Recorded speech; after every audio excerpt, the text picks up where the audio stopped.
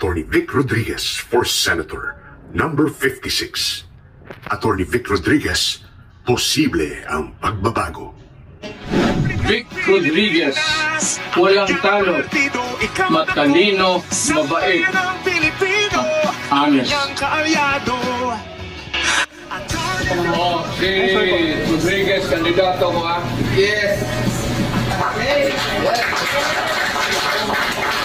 And you were there from the start. Maraming bagay sa akin. Sige po. Pero it's more on the advocacy and the position on where we stand when it comes to governance. Yes. Yun talaga. Ako, you have my vote. Gusto ko yung plataforma mo, tama yan, realistic yan. Tutuwin kita.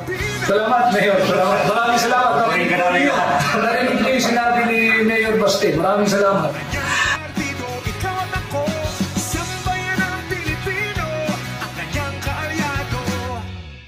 Attorney Vic Rodriguez, Attorney Vic Rodriguez, Attorney Vic Rodriguez, kasangga ng bawat Pilipino.